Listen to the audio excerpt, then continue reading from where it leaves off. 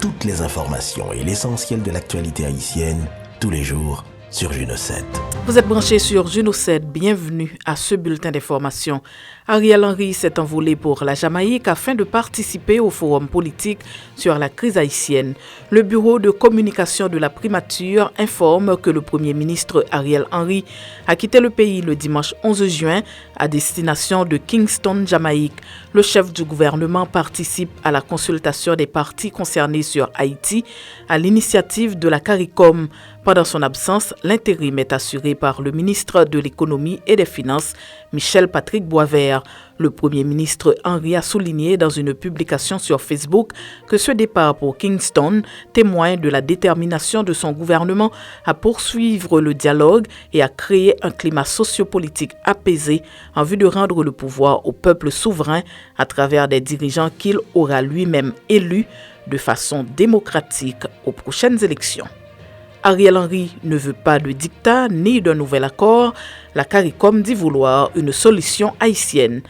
La première journée de discussion entre les acteurs haïtiens invités à la conférence sur la crise s'est déroulée le dimanche 11 juin au siège du ministère des Affaires étrangères et du Commerce de la Jamaïque à Kingston. Lors du lancement de ces assises, en présence du groupe ad hoc composé de 3 anciens premiers ministres de la région, Perry Christie des Bahamas, Bruce Golding de la Jamaïque et Kenny Anthony de Sainte-Lucie, mis en place par les chefs d'État et de gouvernement de la CARICOM et des représentants du Canada et des États-Unis, plusieurs dirigeants ont pris la parole pour parler des finalités des consultations et la nécessité de trouver une solution à la crise.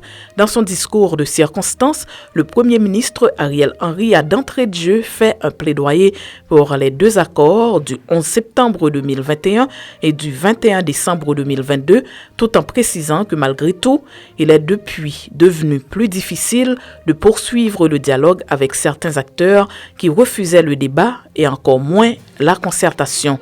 Il en a profité pour tirer à boulet rouge sur tous ceux qui n'ont pas répondu à l'invitation du HCT pour le récent forum ou qui ont refusé de s'associer avec lui en signant ces accords. Le premier ministre Henry affirme que tout le monde sait qu'aucune solution durable pour Haïti ne saurait venir de l'étranger ni être imposée par d'autres, qu'ils soient de la CARICOM ou d'ailleurs. De ce fait, il a déclaré, et nous citons, « Nous ne sommes pas venus ici pour recevoir des dictats de quiconque. Nous ne sommes pas venus ici pour négocier un nouvel accord. Nous sommes là pour nous entendre entre compatriotes qui ont à cœur l'intérêt national sur les prochaines étapes dans la marche vers la reconstruction de notre démocratie. » L'UNESCO approuve la demande financière du ministère de la Culture pour la sauvegarde du fer découpé à Noailles. Le Fonds du patrimoine culturel immatériel de l'UNESCO a approuvé le 5 juin dernier la demande financière du ministère de la Culture et de la Communication pour le projet Soutenir la communauté des artistes et artisans du village de Noailles pour sauvegarder le patrimoine culturel immatériel du métal découpé dans le contexte de crise sécuritaire et pour la résilience en Haïti. L'instance internationale a octroyé une enveloppe de 280 092 $ américains pour soutenir cette initiative. L'annonce a été faite lors de la 18e session du Comité intergouvernemental de sauvegarde du patrimoine culturel immatériel organisé au siège de l'institution à Paris. Dans une note du ministère de la Culture, il a expliqué que ce projet s'étendra sur une période de 3 ans et aura pour objectif d'assurer la continuité et la durabilité de l'art du fer découpé à Croix-des-Bouquets. Ce projet qui vise à sauvegarder la tradition du fer découpé du village de Noailles va s'établir autour de 4 axes selon cette note. La PNH sensibilise des écoliers sur la délinquance juvénile à Hinche.